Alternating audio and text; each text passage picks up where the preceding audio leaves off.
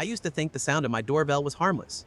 The chime I installed myself when we bought the place in Harvey Park has a little rising arpeggio that made my daughters giggle the first week. The kind of cheerful ding that promises a neighbor with cookies or a package you forgot you ordered. Now, that sound makes my ribcage want to stand up and leave. I'm Ryan Cole, 37, electrical engineer. I spent my whole adult life tracing circuits designed by people who think clean, redundant systems can prevent catastrophe. It's a good lie to live by. There's nothing redundant about family. When one line fails, the current jumps wherever it can, and sometimes it burns your house down. 5 years ago, my ex-wife Angela lit the match. I don't tell that story for sport. I tell it because it explains everything that followed down to the way I keep our coats by the door now, not in the hallway, layered by size and season like a drill.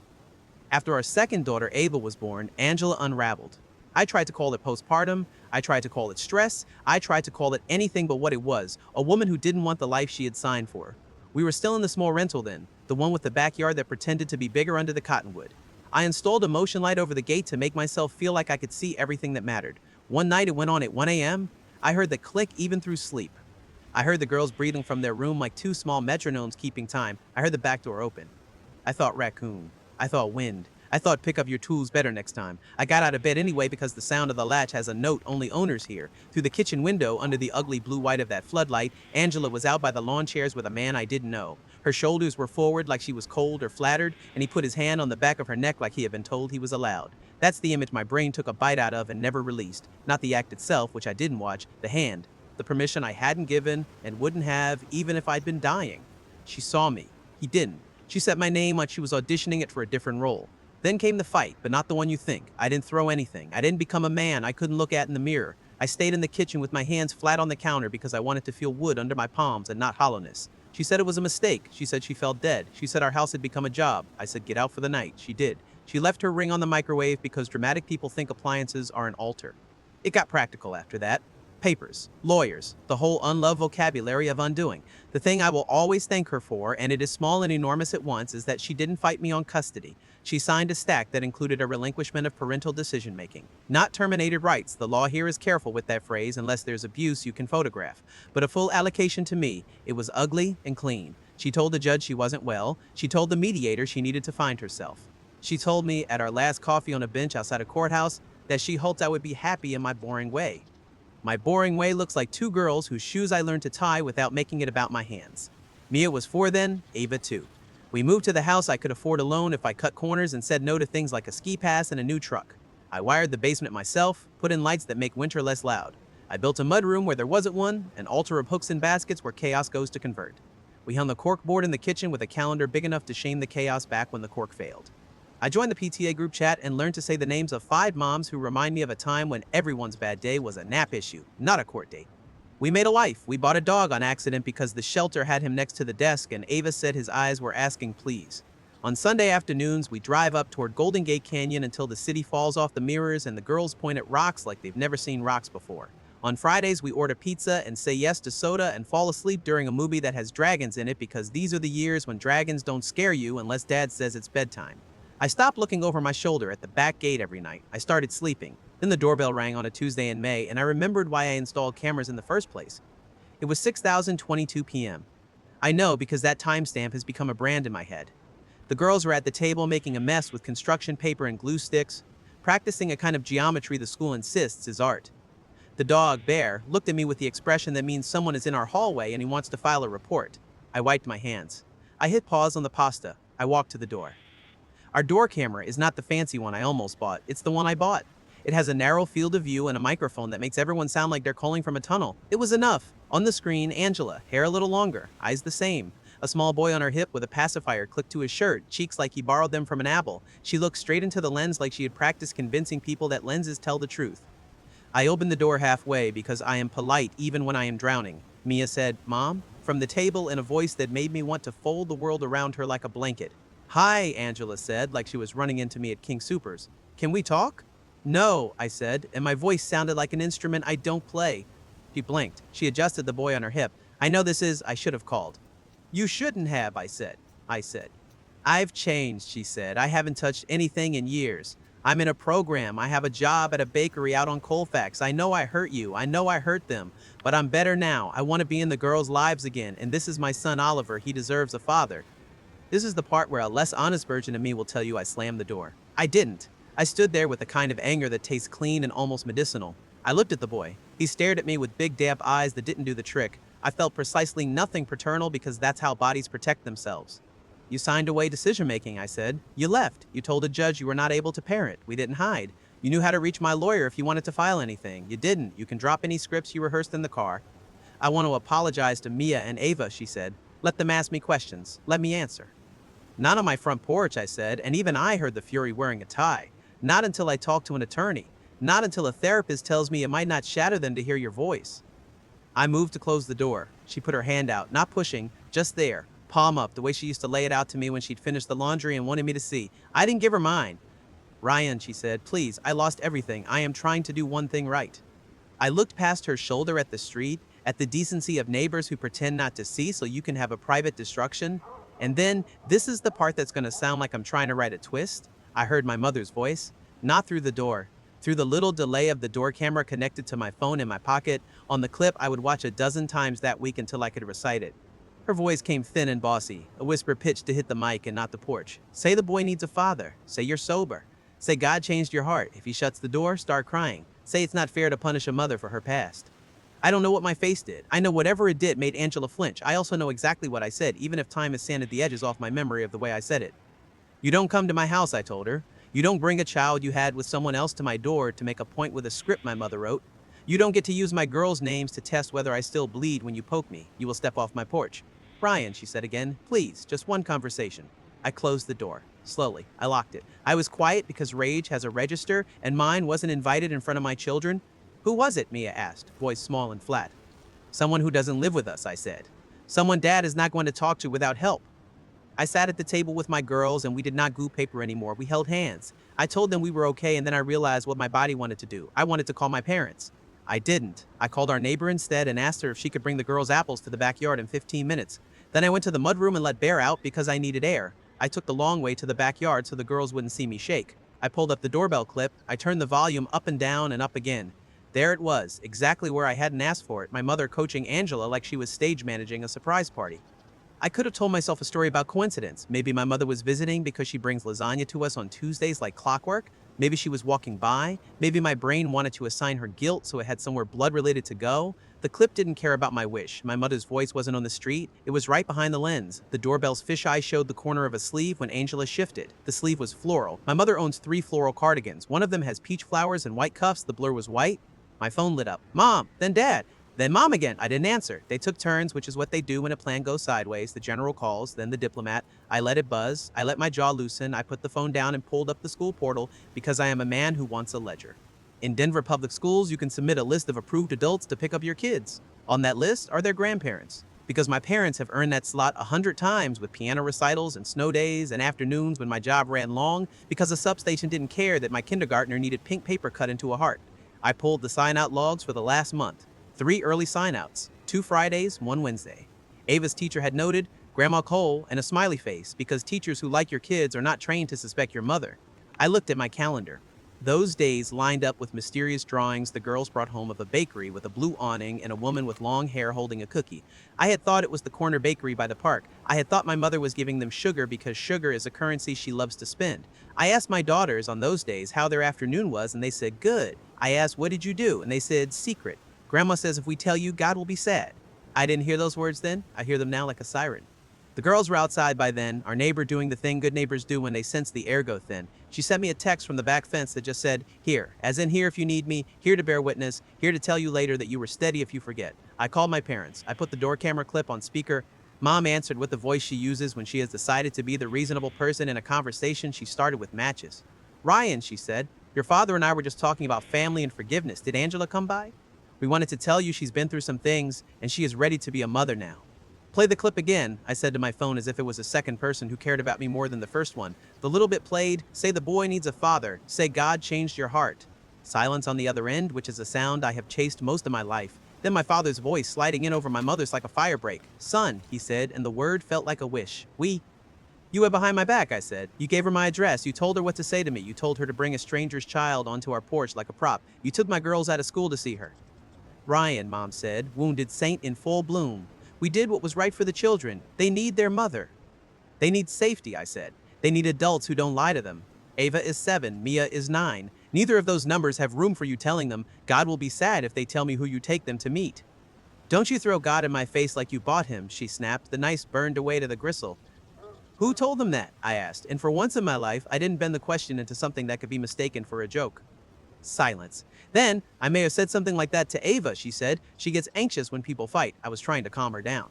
You told my daughter to keep a secret from me so you could drive her to a bakery to meet the woman who left her, I said. My voice didn't rise. It went flat. The part of me that designs redundancy into power systems has a setting for this. It's the setting you go to when you have to shut it all down or accept you live in a fire. We only went 3 times, she said. Mia was mad the second time and we waited a whole week. This isn't a pattern. You signed out my kids from school, I said. You didn't tell me. That is the definition of a pattern. Your father and I were going to explain, she said, and I could practically hear her pull up the email in her drafts in my mind, the one she would later send me when words in our house were no longer safe to speak aloud. Dad cleared his throat, an old habit that serves him when he doesn't know what to do with his mouth. I didn't want to do it, he said. But she is their mother, Rye. People get better. People get boundaries, I said, if they're lucky, and if they can't handle them, they get the door. Son, Dad said quietly, we were wrong to go behind you. We should have told you. Stop, Mom snapped. George, you're not going to grovel to our own child for doing what you and I decided was best. We did not kidnap anyone. We took our granddaughters to see their mother, who brought them cookies and didn't drink anything but coffee. You can be as righteous as you want, Ryan, but you don't get to erase the word mother because you're still mad. I ended the call. I don't hang up on my mother. Or I didn't. It felt like dropping something expensive that has hurt you for years. I texted the girls' teachers that there was a family issue and I would explain tomorrow. I let Bear in and he stuck to my calves like something had changed in the architecture of the house. I got the girls inside and offered ice cream even though it was a school night and the kitchen timer says sugar after 6 is asking for trouble. They said yes like they were still 8 and 6, which is what they were then, not a court case. When the bowls were sticky and their mouths were ringed white, I said, as evenly as I could, did Grandma take you to see someone last week? Mia's eyes filled and she shook her head, which is how my eldest lies. Ava looked at her sister to see which version of the truth she should carry. I put my elbows on the table and made my body small, because sitting in a chair like an angry dad is how you get silence, not information. You can tell me anything, I said. I will not be mad at you. If I am mad, I will be mad at the grown-up who made you keep a secret. Mia made a sound like the first breath after you hold your face under water too long. Grandma said it would hurt you, she said. She said you would make it a big deal, and God doesn't like when we make a big deal. I am sorry Grandma said that, I said. That was wrong of her. Did you see Angela? Ava shook her head yes so carefully it was almost no. She gave us cookies, she whispered. She cried. She said she was mommy and we should call her mommy again. What did you do? I said.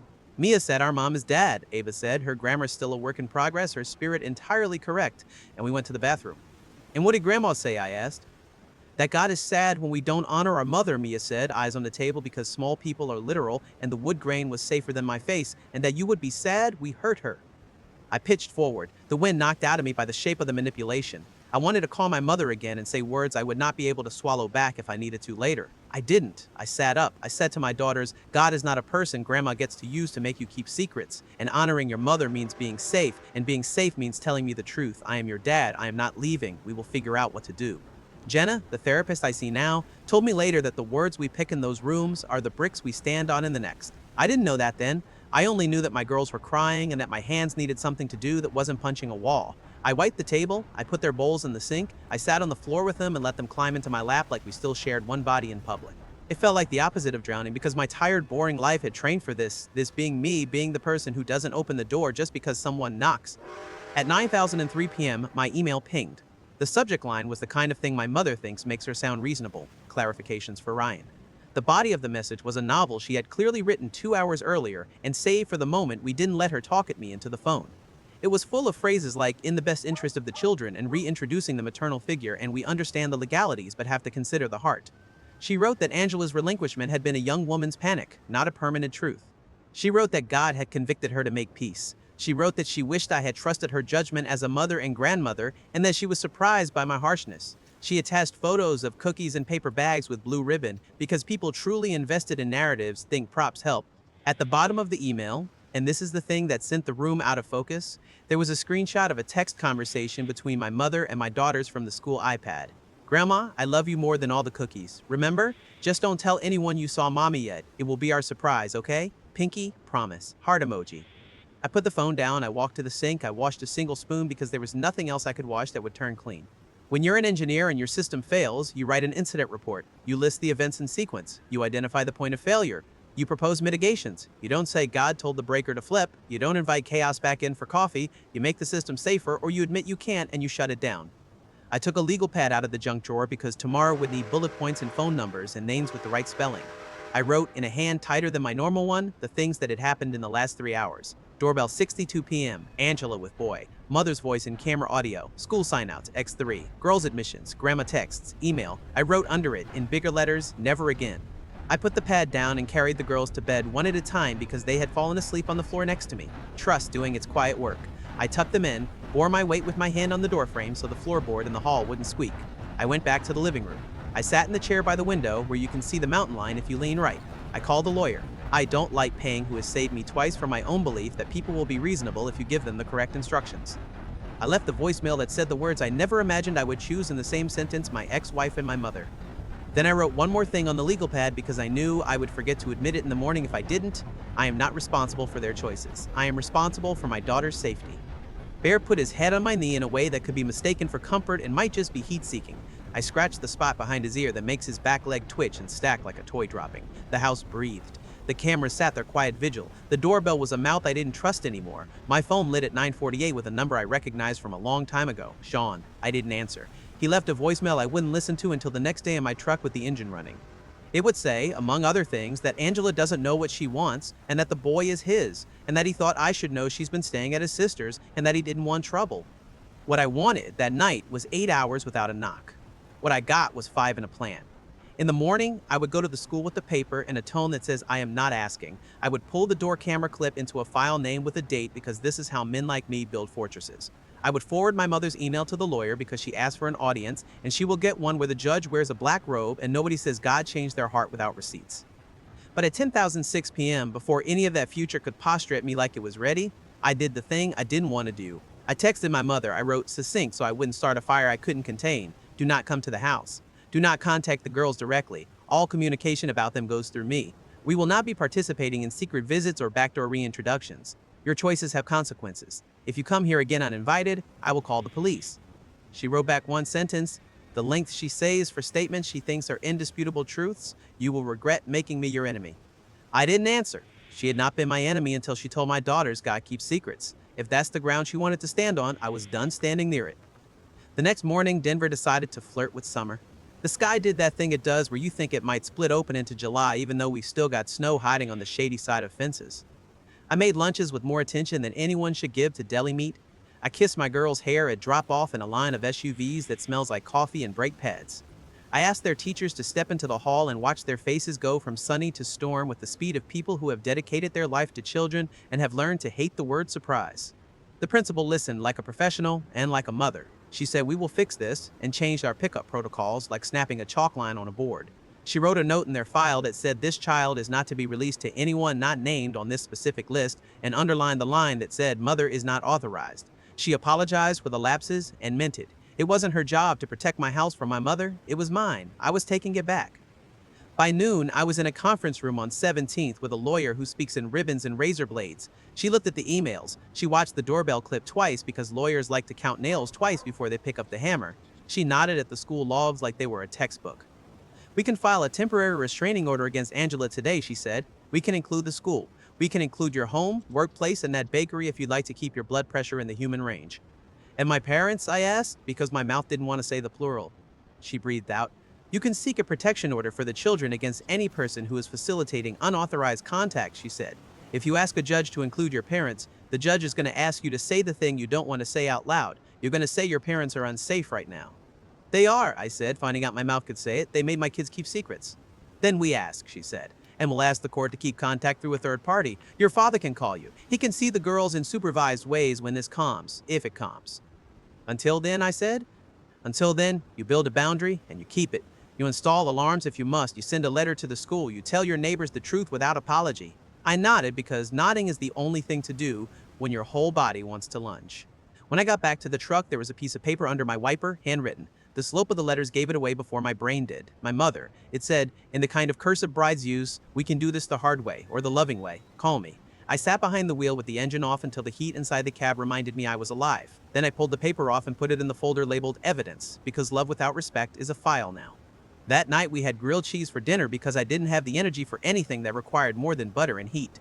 The girls were quiet in their own ways. Mia lined up her carrot sticks in groups of 5 because she is her father's child, and order helps us breathe.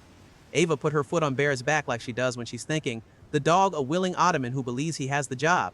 When we were done, I told them about code words, how if anyone they didn't expect says Dad asked me to pick you up, you ask for the word, and if they don't know it, you run back inside and tell a teacher. We picked a silly one because silly is easier to remember under pressure. We practiced. We made the teachers practice too. We wrote it on a sticky note and put it under a magnet on the fridge so I wouldn't forget, and then I realized the fridge is not a safe, and I moved it to my phone, where I can pretend the cloud is a vault instead of just a place that feels taller than my kitchen. Later, after teeth and prayers in the book where the llama refuses to go to bed, I sat by their door until their breaths evened out. I tried to picture a doorbell that rang for the right reasons. I tried to imagine a mother who had meant the word mother and not just liked the role. I tried not to imagine my own mother at her kitchen table writing a different script for me. The doorbell camera stared at the dead azalea by our stoop like it was a witness. The dog watched the window. My phone buzzed on the counter. Dad. Then Mom. Then Dad again. A text this time, just the shape of a heart drawn with the iPhone pen like a child. I turned the phone off. I wrote tomorrow's list. I slept in the recliner in the living room because this is my boring way of fighting. I expected the doorbell. It didn't ring. That would come later, in a different parking lot, under a different set of lights, with my mother saying words she couldn't swallow, and a security guard who would look at me like he had seen this movie before. But that night, it was the house and the dog and the hum of the freezer and the sound of my daughter's feet on the hallway rug when one of them woke up at 2 and wandered to the bathroom, and I said from the chair, half asleep and wholly present, I'm here. I am here. That sentence was the point. It would have to be enough to fight with. The rest would be paper and court dates and whatever my parents decided to do with the word blood when I told them it isn't a magic spell you cast over bad behavior. In the morning, the mountain sat where the mountains always sit, unimpressed by our little wars. I made coffee. I put the folder with the doorbell clip and the school logs and my mother's letter into my bag. I kissed my daughter's heads and told them the code word again, and they rolled their eyes like they were sick of the game, and that was fine by me. I began the paperwork because this was a system failure, and systems get fixed by people who don't confuse love with permission. And when my phone rang at 8040 and the display said Mom, I let it go to voicemail, and I let the chime be just a chime, evidence that our house still knows how to make noise that isn't an alarm. I learned a long time ago that paperwork is how you turn panic into something with a handle. The morning after the doorbell, I lived in the office lobby on 17th until our filings were submitted. The receptionist offered me terrible coffee twice. I declined twice and drank it anyway. By 4 that afternoon, the judge granted a temporary protection order against Angela, no contact with me, the girls, the school, my work site, or our home. My lawyer added the bakery address because she correctly predicted I don't need to smell cinnamon rolls to know my blood pressure. We also filed for a temporary order protecting the children from my parents. Saying those words out loud in a courtroom shaves something off me I don't expect to regrow. The judge looked at the evidence without reaching for a tissue, the doorbell clip with my mother's whisper, the school sign-out logs, the clarifications email, the pinky promise text to my kids. She signed. Paper behaved. I told the principal. I told the aftercare coordinator. I told the front desk to call me if my mother so much as walked past the fish tank. You can decide not to live in fear and still appreciate a well-placed alarm. The next 48 hours were mercifully boring. Work was wires and line diagrams and a breaker that refused to be convinced by gentle argument. The girls drew me a comic called Super Dad and the secret password that will probably make me cry in a decade when I find it in a box. We got 2 nights of quiet and then the noise found us in a parking lot. My company's lot backs onto a frontage road. At lunch on Thursday, I walked outside to my truck and found my mother leaning against the driver's side door like she'd purchased the sun and was waiting for the keys. Her floral cardigan was the one from the fisheye. Beside her, my father stood with his hands in his pockets, which is the posture he uses when he wants to be present and invisible at the same time. Brian, Mom said, loud enough to clean the air, we are not doing this. You're trespassing on my worksite during a protection order hearing period, I said. We are absolutely doing this. I'm your mother, she said, as if the word were diplomatic immunity. You do not file against your mother. You coached a stranger on my doorstep, I said. You schemed in a school line. You used God on children who still call the dog a baby. You are my mother. You chose not to act like it. Now you get the consequences. She scoffed. You always did love a speech. I looked at my father. Dad, I said. He winced. We should go, he told her. The first time I've heard him say those words when she wasn't the one driving. She took a step toward me. That was the step I needed to call security. The guard who works our building is a man named Deshaun who once broke up a fight between 2 electricians by asking them to rate each other's tool organization. He jogged over, scanned the scene, and adopted the tone kindergarten teachers use for men who pay taxes. Ma'am, he said, you can't be here. The employee has asked for space. I'm his mother, she repeated, as if repetition could carve a new law into the asphalt. That's not a credential, Deshaun said gently. Gotta ask you to head out, otherwise I have to call DPD. I don't want to do that. She pivoted to me. You let a rent-a-cop tell you can't speak to your mother? You can call me Rental, Deshawn said. Easy. You still need to leave. You've shamed yourself, she told me. You'll regret this when your daughters are teenagers and hate you. I regret a lot of things, I said. Teaching them to lie won't be on the list.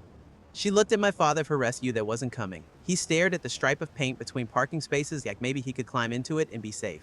She got into the car and slammed the door like a promise. He got in on the other side. They drove off with more drama than the road asked for. Deshawn stood with me a minute. You okay? He asked. I hate this, I said. A lot of us do, he said. Hate what we gotta do it anyway. The hearing for a longer order landed a week later. Angela didn't show. Her lawyer emailed a statement that called her committed to recovery and stability and asked that a path remain open for future contact in a clinically supported environment. The judge issued a one-year order with an automatic review clause, no contact of any kind, no drive-bys, no third-party messages, no using holidays as a loophole. The language had no poetry. That's how you know it will hold. The hearing about my parents was messier because messy is the correct word when blood sits on the table. My mother arrived in pearls and composure and opened with a speech that started with my birth weight. The judge interrupted her before she could get to my first steps. Ma'am, she said, tired in a righteous way, answer the questions you are asked. Do you acknowledge telling the children to keep a secret from their father? My lawyer asked. I told them to wait for a surprise, she said. Do you acknowledge picking them up from school for 3 unauthorized visits with their biological mother? My lawyer asked. I am authorized, she said. I'm their grandmother. You are authorized to pick them up, my lawyer said. You are not authorized to reintroduce a relinquished parent in secret. She started to say God caught the judge's eyes and chose love instead. The judge signed a 6-month order protecting the children from unsupervised contact with my parents and requiring written notice and my consent for any visit. She wrote it so plainly even my mother could not rearrange it into a tender intention. When I told the girls about the changes, we did it in the language their ages deserve. Grandma and Grandpa are in timeout, I said.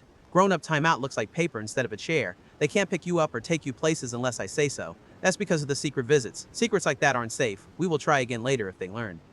Mia nodded, jaw set. Ava asked, can Grandpa come to my school play in the back row? Which is the kind of question 7-year-olds ask when their heart is bigger than their vocabulary. I said we'd see. She accepted it like a child who has already learned to live with maybe. We started therapy. The girls' counselor is named Serena, and she keeps a basket of fidget toys that look like rejection and quietly rescue most sessions. She taught them words like safe grown-up and red flag. She taught me phrases like tell the truth and stop talking when you've told it. In one session, Mia said very softly, I don't like when Grandma uses God to win, and Serena put clay in both my daughter's hands and asked her to build what safety looks like. Mia made 3 walls and a door you can see through before you open it. Ava made a dog with a cape. Both are correct. We built the safety plan. We added our code word to the school's file and to the neighbor network. Mrs. Patel across the street became an honorary aunt who knows the girls' routine and the make and model of every car that has ever parked on our block. My friend Gabe installed deadbolts I probably didn't need and a second camera that reads plates. I got over the guilt of feeling paranoid by writing down all the times calm men told me they wished they'd been paranoid earlier. Sean texted again. This time I answered, we met at a coffee shop so public it might as well be a stage. He's got the look of a man who learned to fix things with his hands and is tired of fixing the same thing twice. I don't want anything from you, he said. I want the opposite. Angela's been staying with different people. She's mad you didn't let her perform repentance. She might try again. She can't, I said. Paper is paper, he said. I'm not saying that to scare you. I'm saying you should expect the knock to come through side doors. We drank coffee that had nothing to do with comfort. After, he sent me a copy of a text he got the night of the doorbell. It was Angela. It said, he's weak to God talk. His mother says that's the angle. I added it to the folder. I didn't feel victorious. Evidence is not a trophy. It's a brace you wear so you don't fall over. We moved. Not across town, not into witness protection. 2 neighborhoods over, new school, new street where the dog walkers carry extra bags and your neighbor will text you if your garage door sits open for more than 10 minutes. The girls were mad for 3 days and fine on day 4 because children can do math adults resist. They counted the extra 5 minutes to get to their best friend's house and then counted the extra 5 minutes they got with me in the car and called it even. I changed the doorbell chime to something that sounded like a hotel lobby in another country. I put the old chime in a box and labeled it with a year because one day I will be nostalgic and ready, not now. The orders held. My mother sent 2 handwritten letters that were half apology, half scripture, as weapon. I scanned them into the folder and wrote 1 sentence back through my lawyer. The path to seeing the girls again is accountability and therapy, not pressure. My father called on Saturday mornings to talk about the weather and a game he half-watched, which is how fathers say I'm sorry when their mouth doesn't know that sentence. He didn't ask to come by. He came to the school play in the back row like Ava hoped. He left before the lights came up because respect was the cover charge. I don't know if he and my mother fought about it in the car. I know he texted afterwards, proud of him, and I sent back a photo of the girls holding paper stars like they had stolen a piece of the ceiling. 3 months in, Angela violated the order with a letter to Mia's classroom. It was intercepted at the front office because a receptionist with a spine recognized the return address from our file and because we had done the work of turning concern into a routine. The judge extended the order another year with the remark, I have memorized for the day I need courage in a grocery store. Children do not exist to redeem adults. That fall, I stopped waking up at 3011 a.m. thinking I heard someone at the door. I still wake up sometimes, but it's for normal reasons now. A bad dream, a head cold, a dripping faucet that mocks my profession. We started making Saturday pancakes shaped like the state of Colorado, which is easier than dinosaurs and somehow funnier. The girls join me in the workshop while I fix a toaster like it's a friend. We hiked the same trail by Golden Gate so many times we started naming rocks. It's small and it's everything. Do I miss my mother? Yes, and also no. I miss the version I made up when I needed a story where she would choose me and not the show. I do not miss the woman who whispered scripts into a door camera because she believed the scene mattered more than the children who would have to live in the aftermath. If she ever chooses accountability, the door will open slowly, with conditions and daylight. If she doesn't, the door can stay shut. Those are both loving choices. On the day the judge made the orders permanent, the hearing lasted 9 minutes. My lawyer summarized, the judge nodded, the gavel stated peace. Later, in the parking lot, I sat in the truck and cried into the collar of a jacket that smells like pine sap and dog. Not because I was sad, because relief, in large doses, acts like grief. We drove to a park after school and I let the girls climb the big tree even though there's a sign that suggests you shouldn't. Sometimes you need to break one small rule to believe you can live inside the big ones without losing your breath. Mia hung upside down and announced that she wants to be an engineer like me so she can build a door nobody can open without a code word. Ava declared bear her assistant lifeguard and whistled like she had loudness on layaway. At bedtime, Ava asked, are we still a family? We are, I said. We look different than before. Different doesn't mean broken, it means chosen. Mia said, can we choose pancakes tomorrow? Always, I said. Here's what I learned in a year that started with a doorbell. Blood is not a magic password. It's not a reason to excuse a person who brings fire to your porch and calls it warmth. Love without respect is noise. Boundaries without follow-through are theater. I wanted to be loyal to my parents the way a son in a story is supposed to be. Then I found out loyalty without safety is just a nicer word for surrendering your kids to someone else's comfort. If you're here because you heard the knock with me, tell me what you do now. Would you let your parents back with supervised visits if they apologized or cut contact for good? Would you ever open a door to an ex who wants to reintroduce herself to the children she left? Drop your take in the comments. Hit like if this one hit that nerve you thought you had wrapped in paper, and subscribe if you want more real-life stories where the main character chooses boring safety over exciting drama and wakes up grateful for it.